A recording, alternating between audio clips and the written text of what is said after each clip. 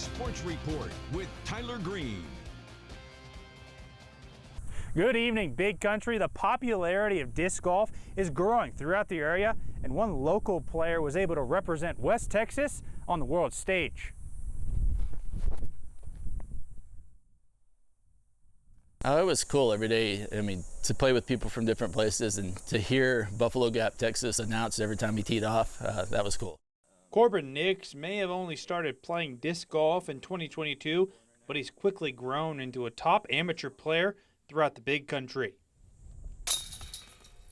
The junior from Jim Ned competed in the PDGA Junior World Championships over the weekend in Emporia, Kansas, where he faced off against some of the best disc golf players from across the globe. Played people all across the country, like Oregon, Indiana. First round I played against someone from Finland.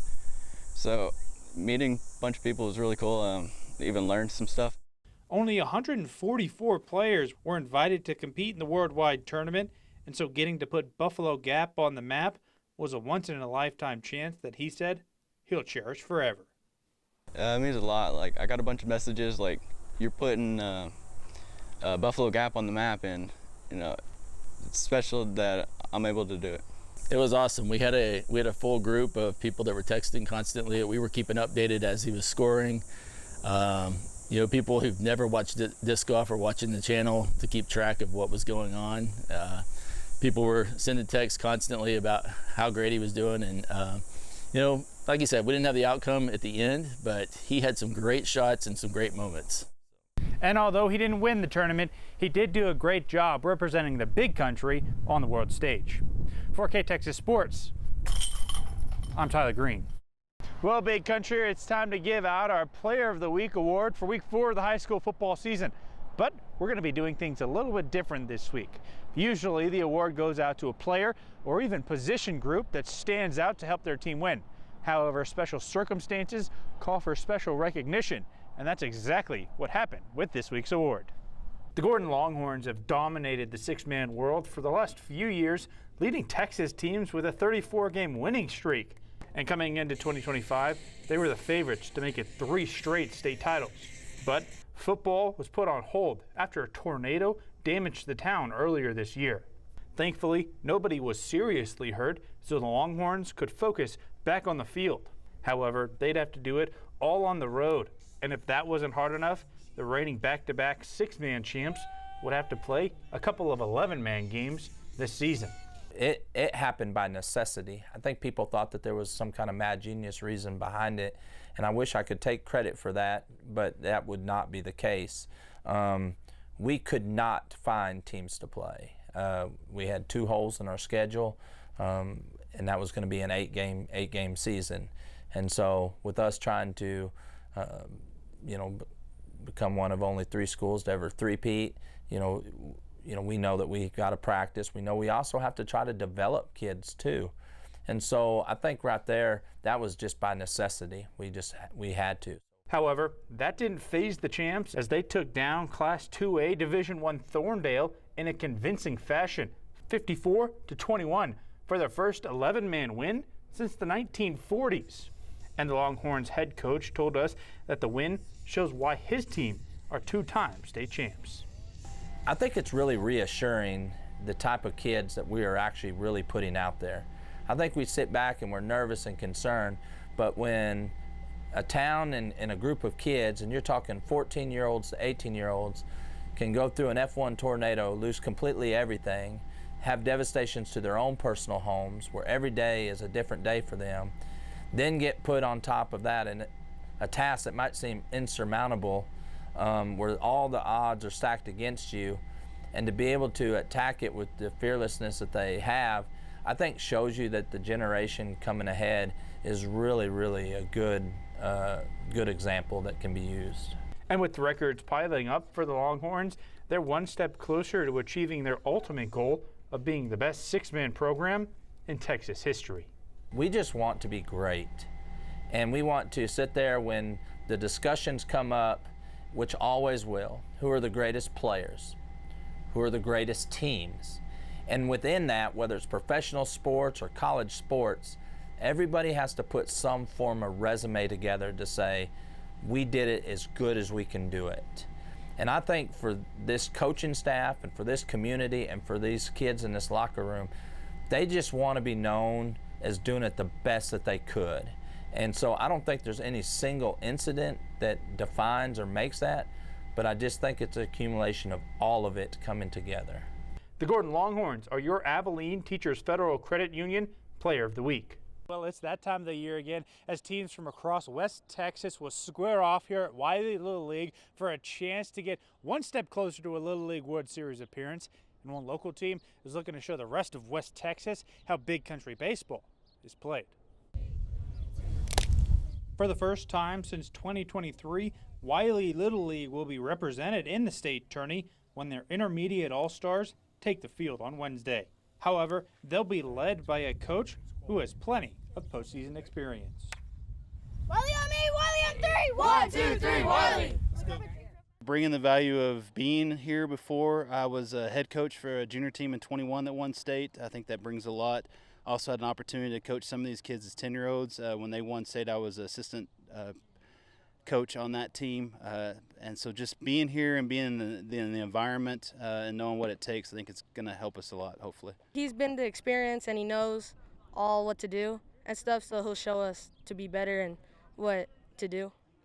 The Wiley All-Stars are the only area team in the tournament on any level, meaning that the entire big country will be cheering on these kids who are hoping to extend their season at least one more round. I think it's going to be really cool that, like, we had district tournament here and now we're back here and all of our friends can come watch us in state and cheer us on. I feel like it's super cool because all my friends could just come here and cheer me on, and our whole team, and it feels great. For us to be able to play on our home field just brings it, makes it even more special, and an opportunity for us to win at home is even more special. So we're excited about the opportunity and hopefully go win state. Wiley Little League is no stranger to success in the state tournament, with two of its teams making it to the Little League World Series in recent memory. So now it's up to the next generation of Wiley All-Stars to write their names in the history books.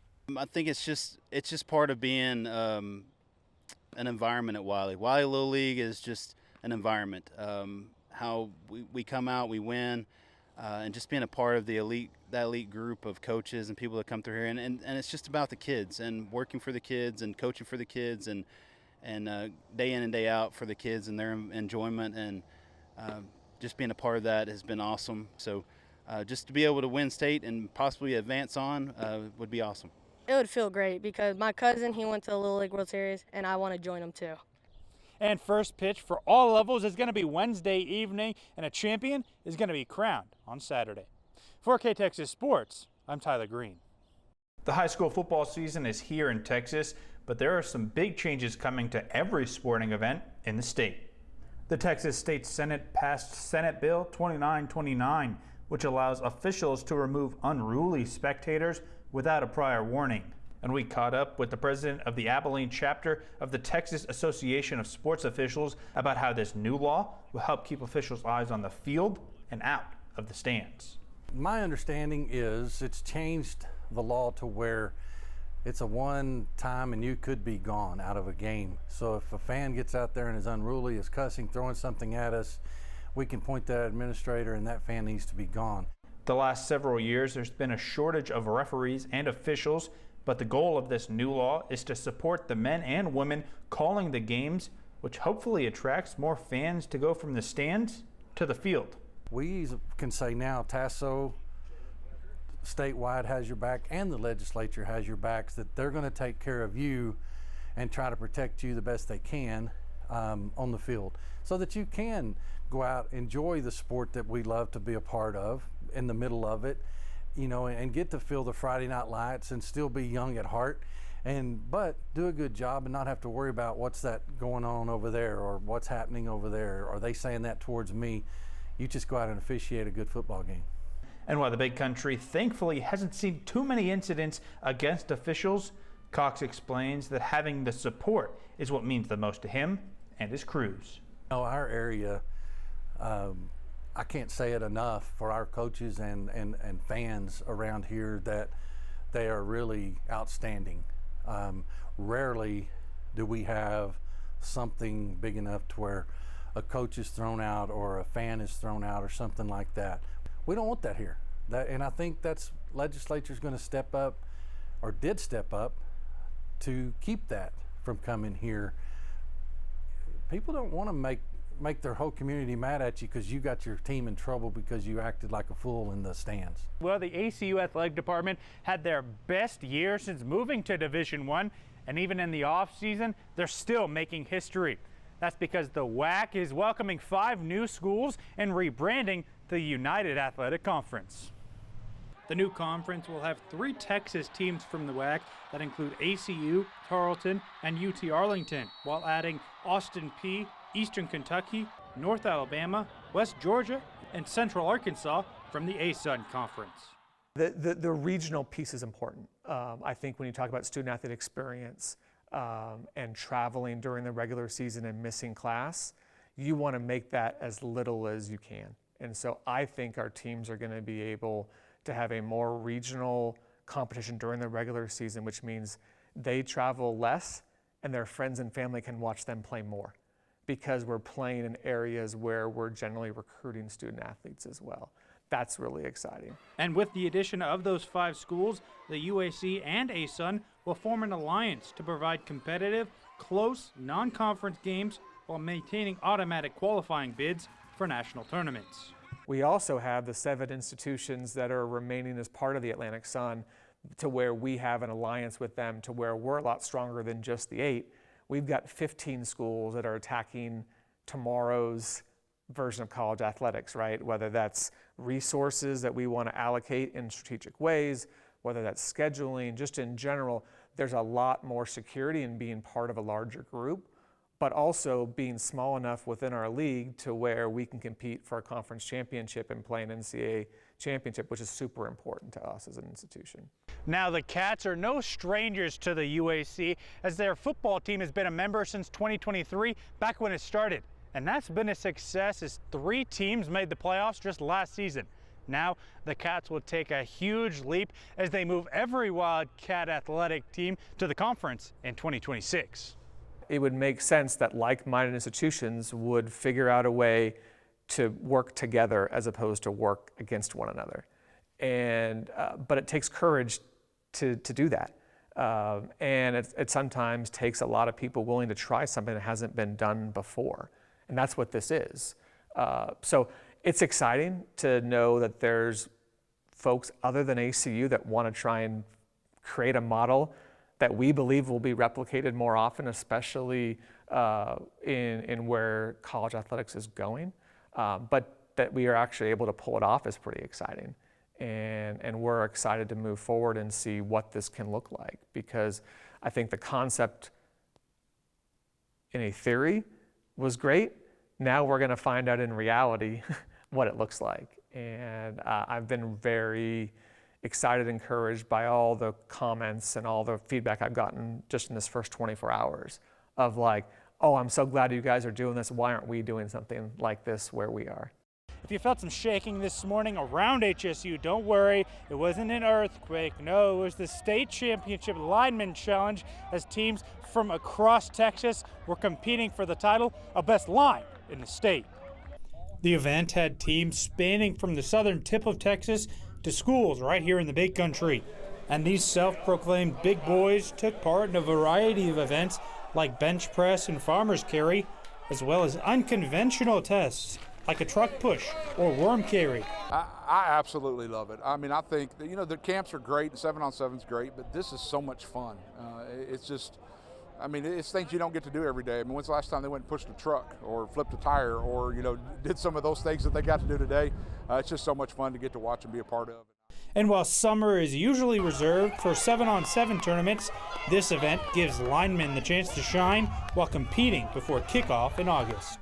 Football games are won and lost in the trenches, and so being able to, like I said, get these guys out here and get them some work. There's a lot of cool different events they do, some new ones that they break out for the state competition and everything. So it's just a lot of fun, like I said, and anytime you can get out as a team and compete a little bit, it's always a good deal. A great opportunity for us and for the kids, and You know, just something that they've done a great job putting together, and some for those guys that, you know, not necessarily get all the glory on Friday nights, but get a chance to get out here and compete, and a great event.